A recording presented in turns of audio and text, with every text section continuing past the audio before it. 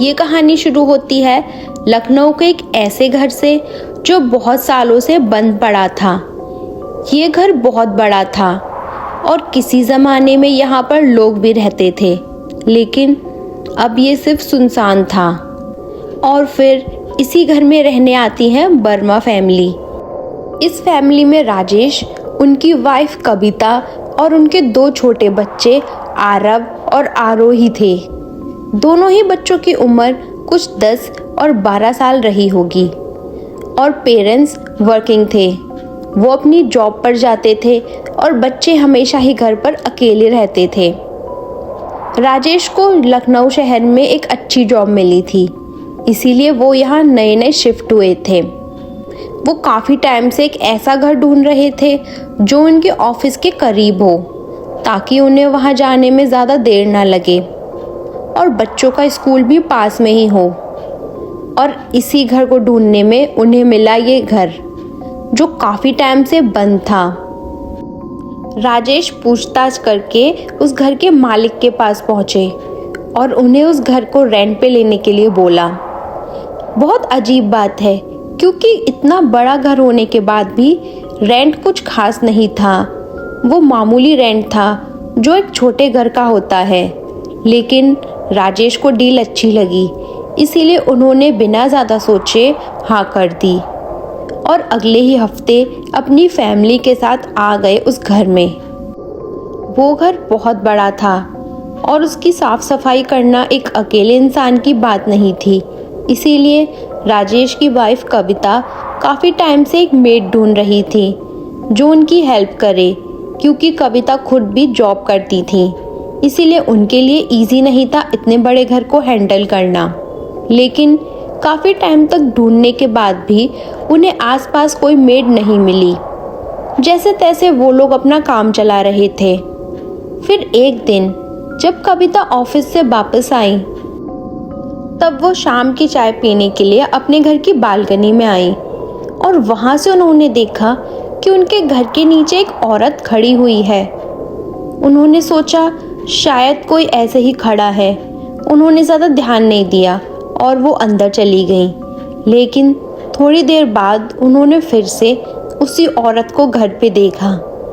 फिर उन्होंने जाकर उस औरत से पूछा कि वो कौन है और यहाँ क्या कर रही है, क्योंकि शायद 2 या 3 घंटे हो गए थे वो औरत उस एक जगह से नहीं हिली थी।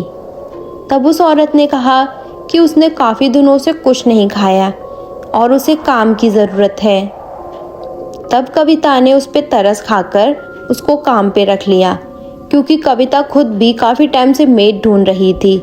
लेकिन वो औरत दिखने में काफ़ी बुजुर्ग थी। कविता उन्हें रखना नहीं चाहती थी, लेकिन उसने सोचा कि दोनों की मदद हो जाएगी, इसीलिए वो मान गई। वो औरत काफ़ी परफेक्ट थी अपने काम में। वो उसके अगले दिन ही काम में लग गई। हमेशा टाइम पर खाना बनाना, घर की साफ सफाई रखना, वो हर बात में परफेक्ट थी। कविता और उसके हस्बैंड राजेश दोनों ही उससे काफ़ी खुश थे, क्योंकि वो अपना काम बहुत अच्छे से कर रही थी। लेकिन एक अजीब बात थी, वो ज़्यादा कुछ बोलती नहीं थी और अगर उससे कुछ पूछा जाए तो वो सिंपल हाँ या ना में जवाब देती थी। और वो बच्चों से भी ज़्यादा बात नहीं करती थी, हमेशा अपने काम में ही गुमसुम रहती थी। कविता को ये बात थोड़ी अलग भी लगी। उसने अपने हस्बैंड के साथ ये डिस्कस भी किया कि ये जो हमारी नई मेड है ये ज़्यादा किसी से बात क्यों नहीं करती। तो उसके हस्बैंड ने बस ये बोल दिया कि वो शायद नई आई है, इसीलिए अभी ज़्यादा घुली मिली नहीं है और वो इस बारे में ज़्यादा ना सोचे। फिर कविता भी ये सब भूलकर अपने काम में लग गई। कुछ दिनों तक तो सब कुछ नॉर्मल था। वो मेड आती, अपना काम करती और शाम में वापस चली जाती।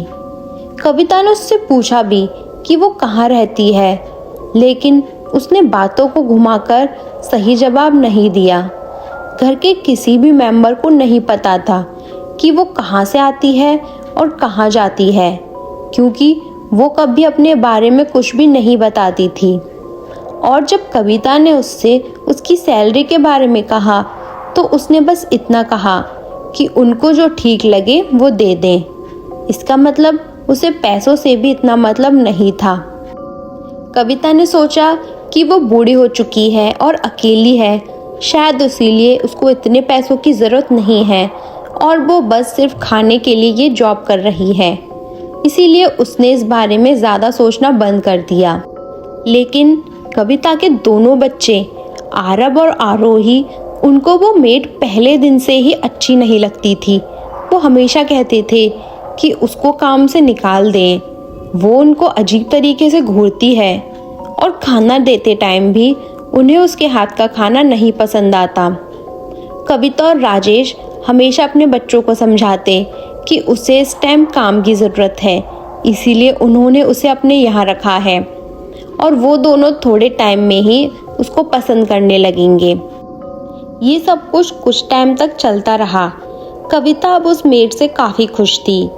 उसने अपना घर पूरी तरीके से उसके हवाले कर दिया था, यहाँ तक कि घर की कीज भी अब उस मेड के पास रहती थी।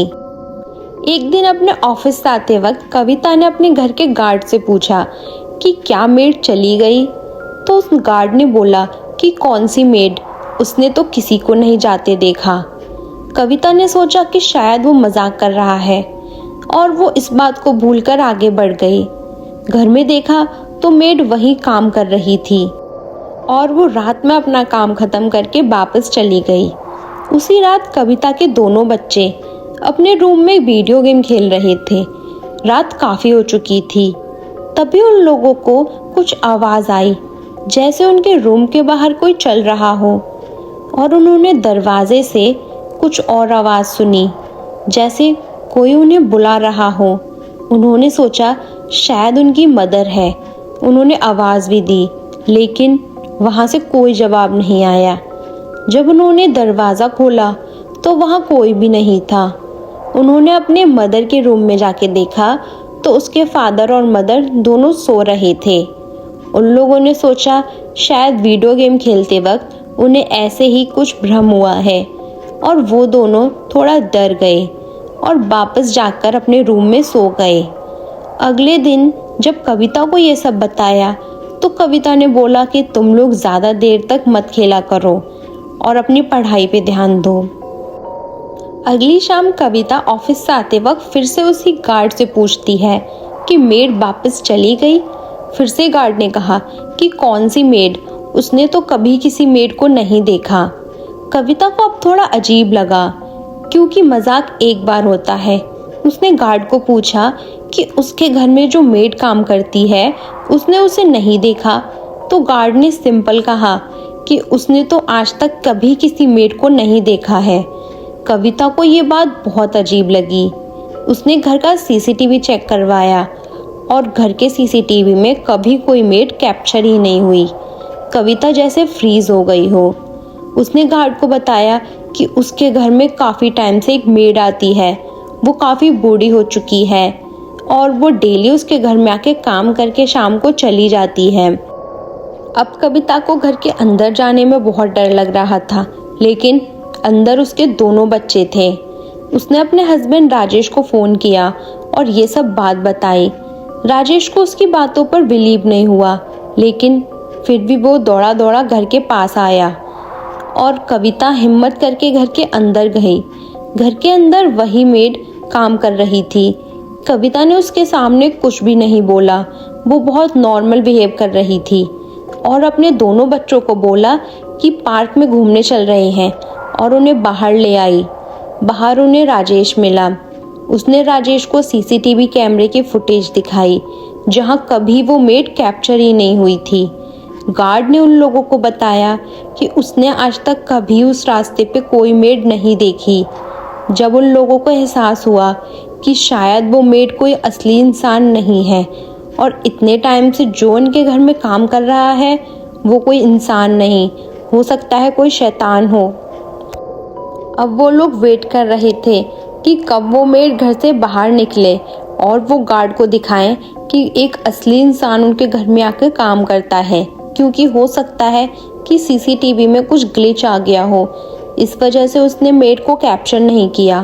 काफ़ी टाइम हो गया, मेड घर से नहीं आई और तब उन लोगों को रियलाइज़ हुआ कि वाकई में ये कोई मेड नहीं है, ये हो सकता है कोई स्पिरिट है जो उनके घर में आती थी। वो लोग बहुत टाइम तक वेट करते रहे, आधी रात हो गई लेकिन घर से कोई बाहर नहीं आया। उन लोगों ने वो रात होटल में गुजारी।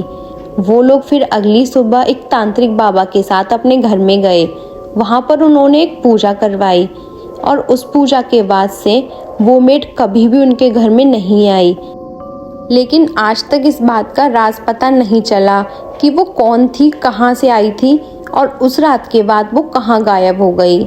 लेकिन आज वो फैमिली उसी घर में बहुत अच्छे से रहते हैं।